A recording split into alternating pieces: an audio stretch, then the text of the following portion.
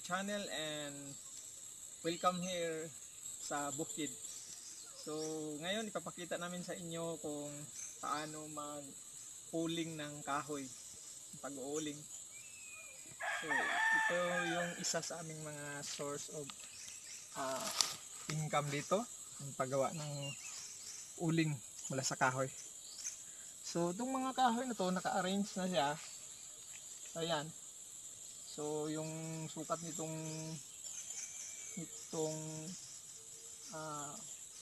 butas is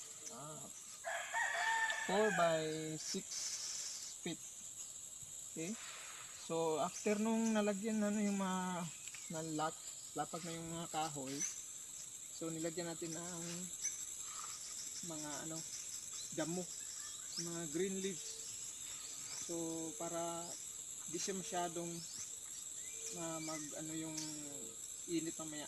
Then ito, lalagyan natin ito sa gilid.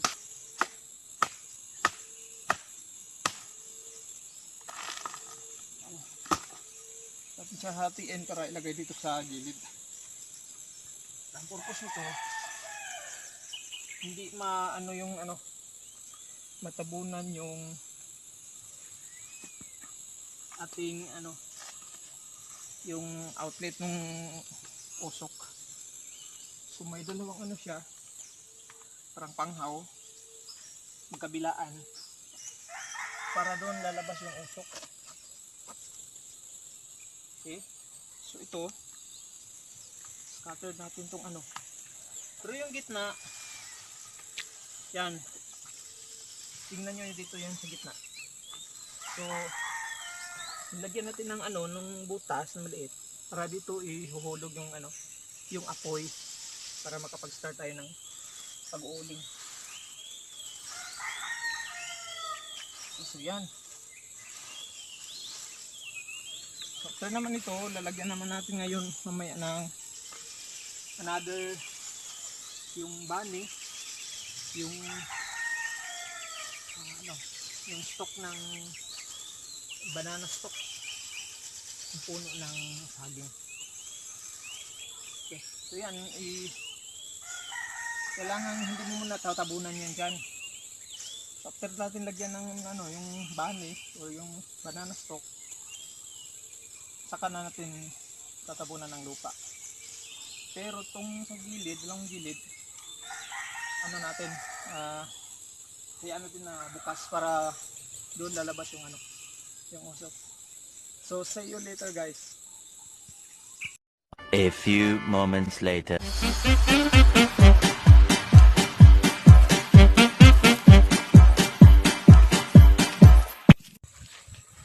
Okay, ito na yung banana stalk. Kinuha natin to sa yung mga puno ng saging na natumba na, yung nakapagbunga na harvest. Okay, so ngayon atin siyang tatanggalin isa-isa yung niya, yung parang yung tawag nito, parang palak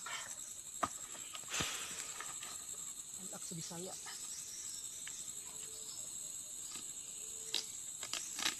Ito yung ating gagawin pang tabon.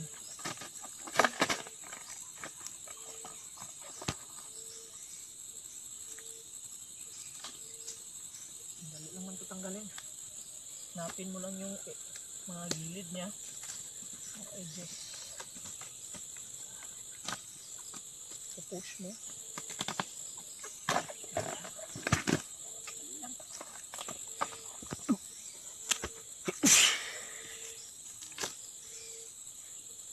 So ating cameraman ay naatsing. Parang inuubo yata. So dito bukid, maraming pira dito basta marunong ka lang dumiskarte. Masipag ka lang. Okay, so itong aking assistant at the same time aking cameraman, ang aking pangalawang anak, si Darwin. Si Haidar. Okay, so inapakan mo na niya para ito'y lalapad So ayan. Lagay mo mabuti.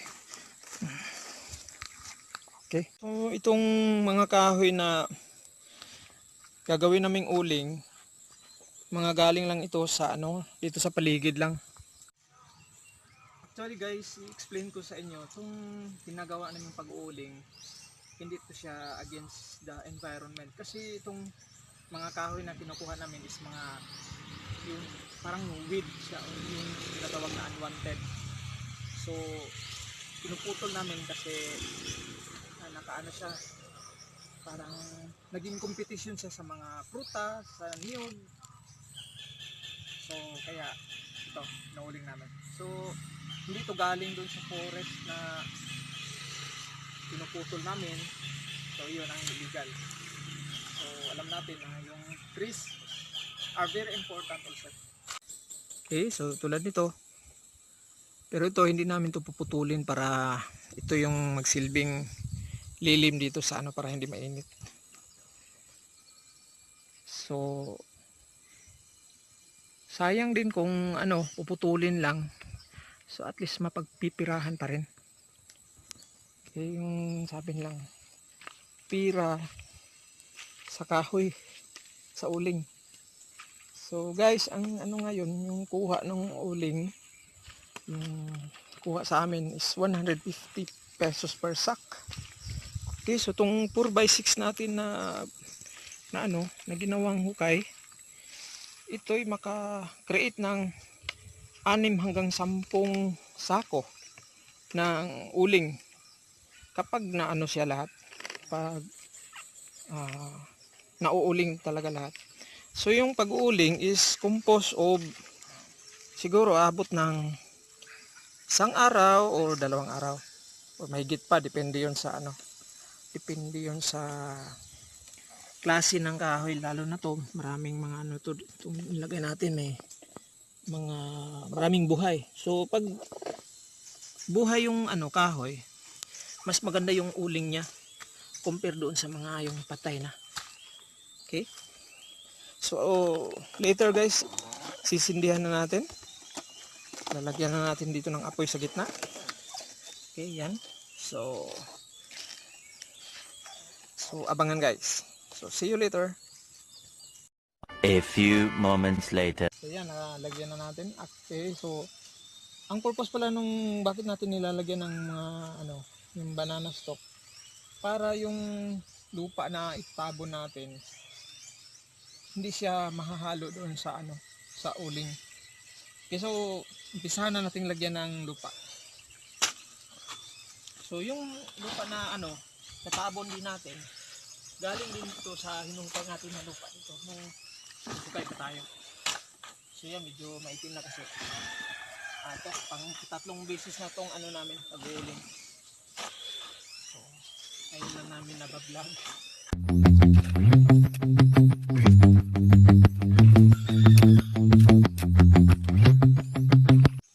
Okay guys, so ngayon natin nang sisindihan. So ang kakailanganin lang natin, posporo, kapil, at saka itong bunot o yung coconut husk, at saka mga plastic na rin. Okay, so sisindihan natin yung papel, tapos ihuhulog natin doon sa doon sa tinira natin butas.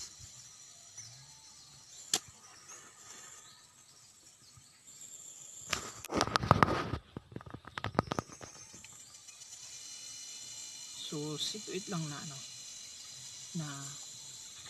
talaga siya. So before ko pala ito nag-sit up, may nilagyan ako mga doon sa ilalim, yung mga coconut husk. Okay, so dadagdagan natin ng mga papel yan para siya so yung purpose na paglalagay natin ng ng lupa sa bawat gilid, para pag pag malakas na yung apoy, hindi na tayo mahihirapan maglagay ng kasi mainit na yun pag saka pa natin lalagyan. So pag maya maya, so yung lalagyan na lang natin ng lupa, yung sa gitna lang. So yan, lalagyan din natin ng mga plastics. para pang silbing ano,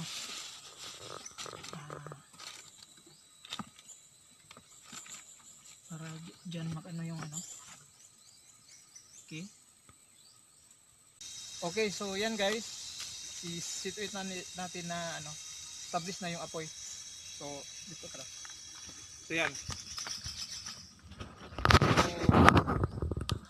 So kailangan nakaano na yung ano, yung apoy doon sa ilalim bago tatabunan, kasi pag tatabunan natin na hindi pa masyadong establish yung apoy, may tendency na namamatay yung apoy doon sa ilalim. So mahirapan tayo ulit magsindi.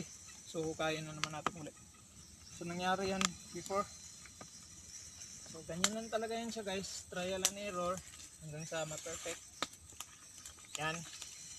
So pag medyo ano na talaga siya, saka pa natin yan siya tatabunan ng mga yung nag-prepare tayo ng mga maliliit na kahoy.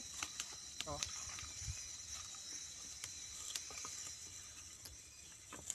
ito ang pangsilbing dito sa ano, sa butas, yung ginawa ng butas.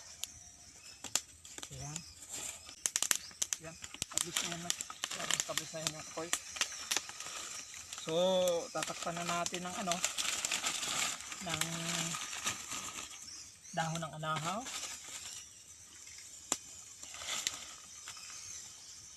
Okay.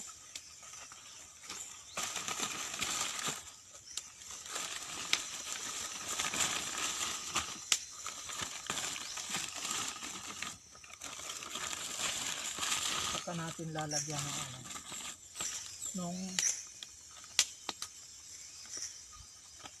banana stock.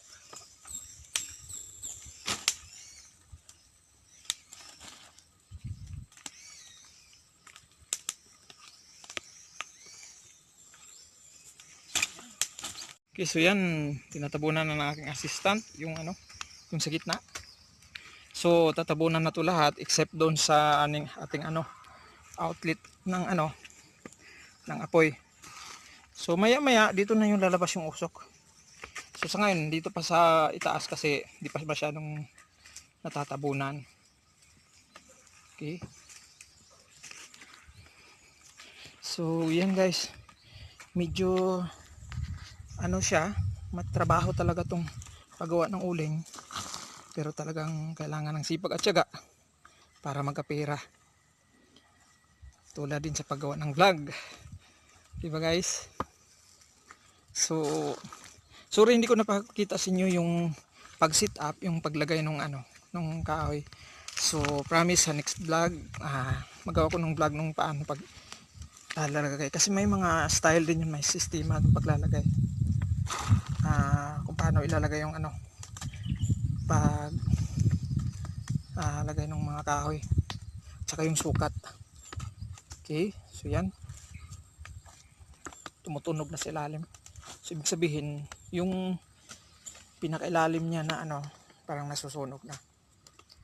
So maya maya kailangan yung dito sa ano niya, sa tuktok sa ibabaw, kailangan mo lang lalabas dito na usok. So yung usok talagang lalabas lang dito sa ano, sa gilid. Okay guys, so see you later. Okay, so yan, halos matabunan na lahat. So para ano tong mga usok sa taas, kukompress natin yung tinabo natin lupa. Yan. So every now and then no-compress natin para wala siyang space doon sa ilalim. So yung banana stalk didikit doon sa uling sa katong lupa para hindi siya maaabo. Saka situate din na hindi nabubutas. So kaya yan, binabantayan to.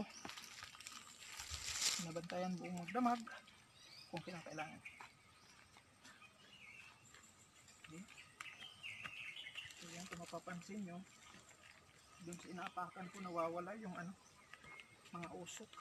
Natin na tabunan, saka na-compress na rin natin. So wala tayong ibang gagawin kundi babantayan na lang natin siya na walang butas, hindi ilalabas yung apoy. So started at 10 o'clock in the morning. So ito'y matatapos bukas ng siguro ng gabi. So more than 24 hours. So depende yun sa ano. So malalaman natin na totally uling na siya pag itong usok niya ay magkukulay asul. So pag blue na yung usok niya, so ibig sabihin nauling na lahat.